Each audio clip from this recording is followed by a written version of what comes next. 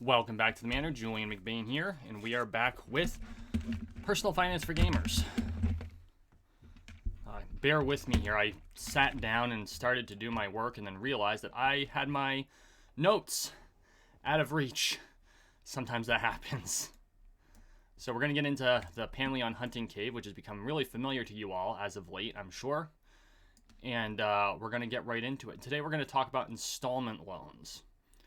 And installment loans are a series or a subset of loans where you take out the loan and you get the money all in one lump sum, and then you pay it off over time. And there's a couple of different variations on installment loans, and we're going to go through it. But before we get started, if you're new to the channel, welcome to the Manor. Please take a moment and subscribe down below. We're on the road to 13 million subscribers, one subscription at a time, so make sure you subscribe. Also, please consider going to patreon.com/JulianMcBain if you want to support my work. If you do, you'll get exclusive content. December's video is out. It was actually later than I planned, considering it was recorded well in advance, but that happens. And we're working on some other stuff too, so go check it out at patreon.com for my patrons only. Huge shout out to my patrons. You make all that I do here possible. Okay. Installment loans. As I previously stated, installment loans are a type of lending, and probably the most well understood form of lending because it's fairly basic, quote unquote. You apply for a loan. If you're approved, it's always for a set amount, say $10,000. If you're approved, you're given a series of figures: annual percentage rate, payment amount, finance charge, which is the total amount of interest you'll pay over the life of the loan, and period, number of months that you're going to be paying back. And it's always expressed as months, never as years. If you look at actual bank documents, contrary to what the way most people talk, most people say, well, it's a 5-year loan, it's a 3-year loan. No, it is not a 3-year loan. It is a 36-month loan. And you're like, well, what's the difference, Julian? It's the same thing. Not really. You're going to make 36 monthly payments. The nitpick here is that if it's a 5-year loan or a 3-year loan, you have 3 years to pay it back. If it's a 36-month, the implication is you have to pay on it every month. And I know that's a nitpick, and there's more that goes into that. We're not going to get into that here because it's getting into the weeds of the way the law is written, and I am not a lawyer at all. But the fact of the matter is it's always expressed as months. So what are installment loans used for? We're going to get into the weeds here a little bit, but we're going to start with the basics. What are installment loans generally used for? Large purchases, particularly for businesses. Almost universally, equipment is purchased on an installment loan. Medical expenses. If you've got that big hospital bill, you can refinance it from the hospital into a loan with a lower interest rate, or you can negotiate with the hospital. They'll often have interior financing options for you, so you don't end up with huge finance charges. Or to consolidate revolving debt. Revolving debt, of course, being high interest, and installment loans being relatively lower interest.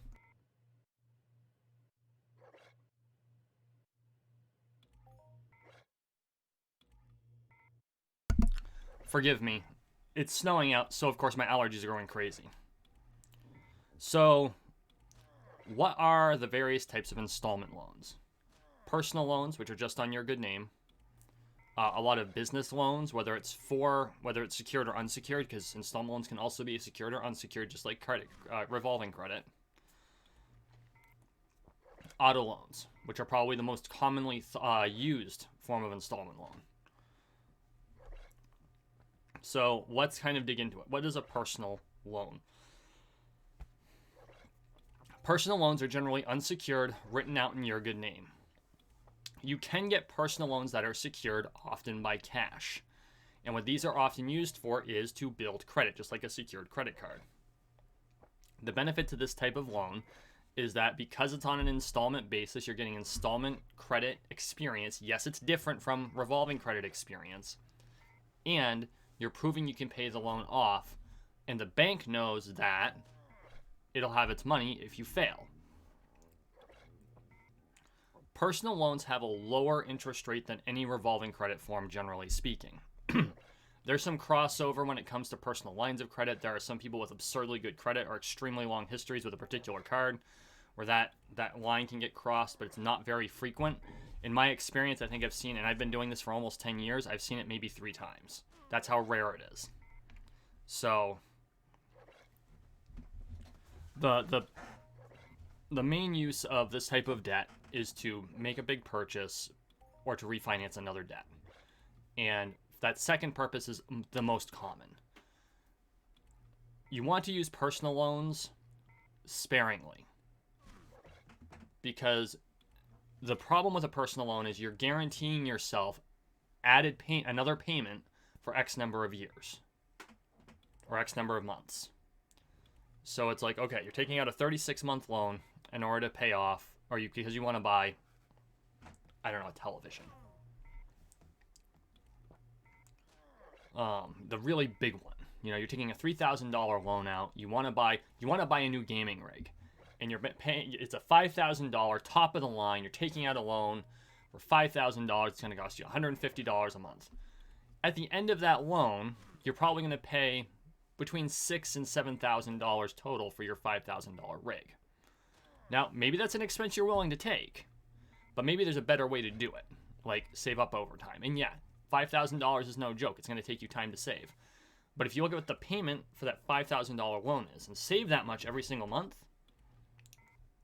you're actually going to come to $5,000 sooner than you would have paid off the loan. So there is that balance. Now, that being said, there are some times that you can't do it. Maybe that $5,000 gaming rig is for your business because you're a streamer. Okay, now, full disclosure, I have never used a personal loan to buy a gaming rig. I have used a credit card at my banker's suggestion. Yes, my banker actually told me to do this because I was in a credit hole, and she's like, okay, this is not usually my best advice, she goes, but in your circumstance, this is the way you want to rebuild your credit. Okay.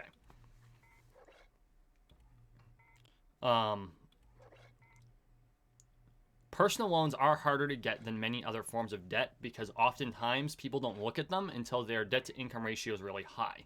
You go to consolidate a whole bunch of credit card debt, but your debt-to-income ratio is already over the mark. The bank's going to refuse you, and you actually end up not in as great a place as you could have been had you just been a little bit smarter with those credit cards.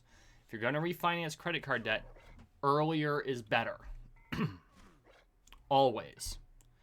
And if you do get into that hole, then you need to come up with a strategy to pay it off. Now, there are strategies to do that. We will get into that in another video. So, that being said, that's personal loans. Major expenses, or large purchases, medical expenses, and consolidate revolving debt. Let's talk about auto loans next. Auto loans are used to purchase vehicles, of course. And they are also installment credit. Now, we're talking about loans, not leases. Leases are a different form of credit that I will, full disclosure, state that I don't have a huge amount of experience in the nuance of when compared to, say, an auto loan. I have done auto lending. Auto loans are always secured by the vehicle. They generally have much lower interest rates than, say, a personal loan, which is why if you have a vehicle that's eligible for an auto loan, you want to buy it using an auto loan and not a personal loan. There are vehicles that are not eligible for auto loans. You can get a personal loan to buy those for. You will pay a higher interest rate because they're not actually secured by the car. They're secured by your good name. The benefit to auto loans is they're a form of installment credit, so it gives you the installment credit experience.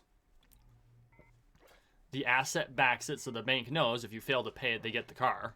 So they're much more likely to lend to you at a much lower interest rate. Now, auto loans come with some intrinsic disadvantages. Disadvantage number one: almost universally, auto loans have a front end fee. Oftentimes, it's about $99 to $100. It's like $100. Almost universally, auto loans have an early payoff fee if you pay it off within the first year. Again, usually $100. And this makes up for the amount of interest that the bank would have otherwise earned had you not paid it off early. That being said, a lot of these fees are worth the money because if you're purchasing the vehicle, you don't have a choice unless you have the cash. And considering the price of vehicles, this is where lending becomes leverage rather than liability. if you have $36,000 in the bank, whether it's in cash or in like investments or whatever, you could liquidate it and purchase your car for cash. And now you have an asset that depreciates over time. And there's some wisdom in buying your vehicles cash. There's a lot of wisdom in buying your vehicles cash, because then you don't have to worry about interest rates and things like that. That being said, now you're out you don't have the $36,000 cash if something else goes wrong. You'll be relying on other debt with a much higher interest rate. So you leverage the auto loan, which is a much lower interest rate. You pay a little extra for the car over time, which you want to keep your term short. You're going to pay more per month, but it means that you get the asset and it's in your name much faster. One of the things that kills me is the fact that people are taking 6, 7, 8-year loans out on vehicles, and it's like you're paying so much more for finance charge, and the vehicle's not worth nearly what you paid for by the time you've paid it off. And it's just like, try to keep it down to a 3-year loan. You can't always do that. Sometimes you got to do it as a 5-year, and yes, I know I'm using years again. It's fine. And some people just don't have a choice but to do it in 6 or 7. That being said, if you do a 6 or 7-year loan, you must have the education to know you're paying way more for the money you're borrowing than you really should. And sometimes you don't have a choice, and that's an educated choice you have to make. They call that Hobson's choice or catch-22. Just be aware of it, because it's not really a position you want to be in. So how do you work with that, right? How do you make it so that you don't end up in a position where you're constantly doing... Well, if you have to take out a debt, out of the two that we've just stated, like let's say you've got the cash, you can buy the car, but you're going to have to take out a loan for a medical expense, or you can take out a debt for the car, but you have to pay off the medical expense with your savings, put the loan on the car. Lower interest rate, you're leveraging your ability to pay, your payments are going to be lower, and as long as it's outside of the first year, generally if you can add more to the auto loan, you can pay it off early.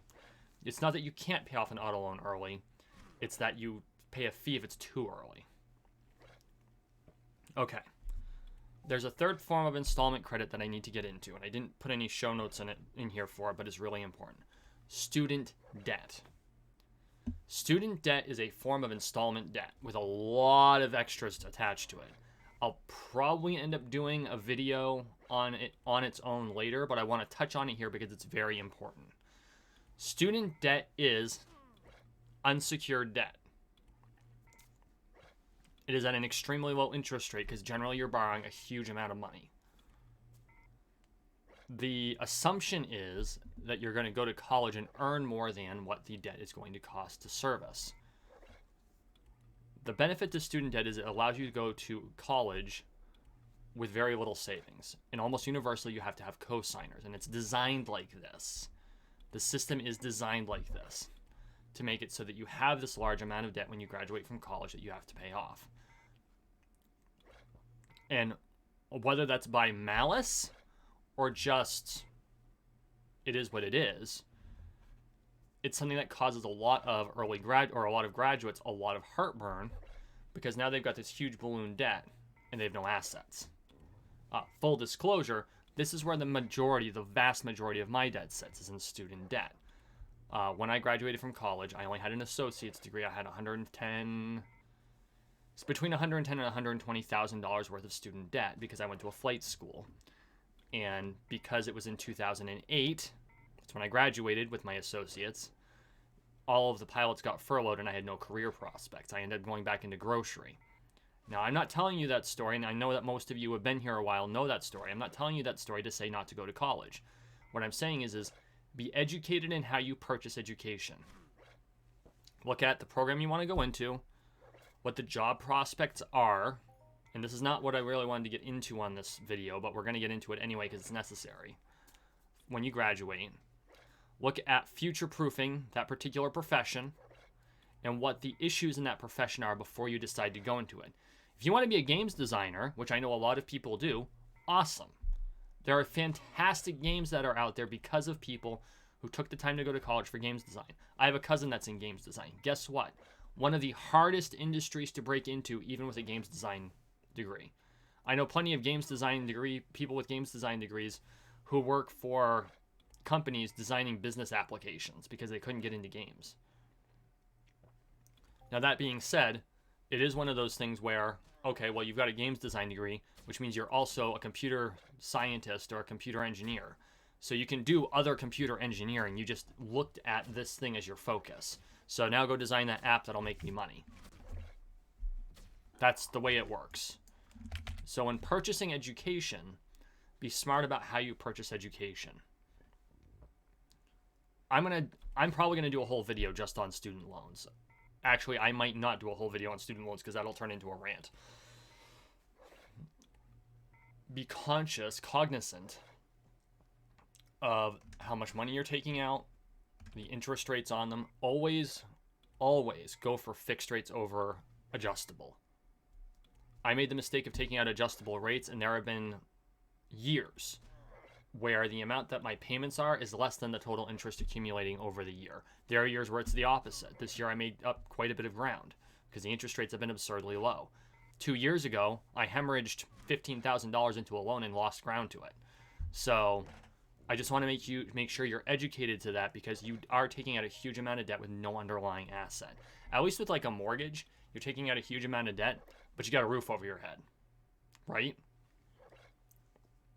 And speaking of mortgages, and we're going to do a video, in fact, my next video will be on mortgage lending. Mortgages are, with the exception of the home equity lines of credit, HELOCs, installment loans. They're installment loans with nuance. And so this is why I'm going to do a whole subsection on mortgages, but these are installment loans. The best part about that type of installment loan is it has an underlying asset. Unlike a student loan, which is basically the same amount of debt with no underlying, well, it was the same amount of debt until recently, with no underlying asset. Now, the assumption is your education is the underlying asset. However, as we have all seen in the last couple of years, education for education's sake is not good. Education with specific goals in mind is good. And that's what you have to look for. Just getting a bachelor's degree is not enough. You have to have a bachelor's degree in something that's worth getting. And again, I did not mean to go on this tirade when it comes to installment credit, but it needs to be said. Because this is part of the debt cycle. If you're going to take out debt, make sure what you're taking the debt out is worth it. Whether it's a car. If you're buying a rusty junker sleigh out there, don't take out a loan for it. Pay cash, because knowing your luck, knowing my luck, if I had done something like that, the car would break down before the loan was paid off. Okay? That's why I decided, because I looked at the options, to lease my current vehicle. Does that mean that I no longer own the vehicle at the end of the lease period? I don't technically own it now. It's being leased. But I co-own it, technically. But at the end of it, I might be able to refinance it, or I can trade it for a new vehicle with more lease terms or maybe a cheaper rate on an auto loan. I looked at the options. I decided what kind of debt I needed to take out and how to purchase that money, borrow that money. You're purchasing money when you borrow money. And you're going to pay it back, of course, for more than what you purchased it for.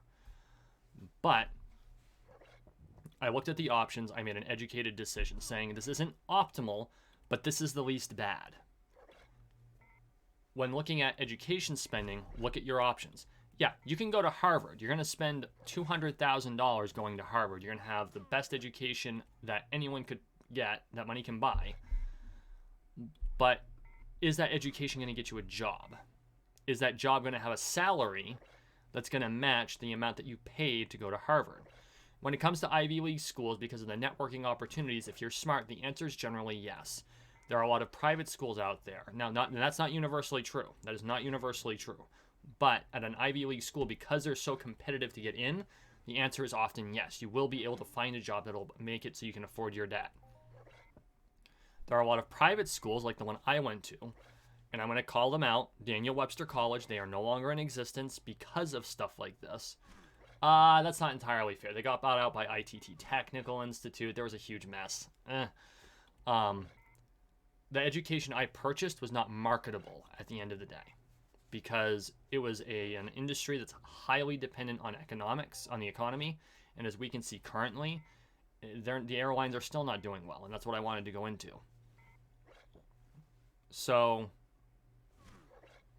when taking out those loans, also look at the reputation of the school you're going to and the job prospects of what you're purchasing the education for. That is the whole tirade there. And why does that tie into lending? Because you're going to have to pay all that money back. When you pay that money back, you're doing so at a higher, you're paying back more than you ever borrowed. And because it's deferred, there's going to be a whole bunch of interest tacked onto it that you haven't paid on prior to graduating from college, unless we run into the relatively small number of students that actually take jobs while they're in college and pay the loan back rather than blow it on social life. Guilty. So, okay. I'm going to set that aside. We're going to do mortgages next time. There's a whole bit of nuance when it comes to mortgage lending we will get into.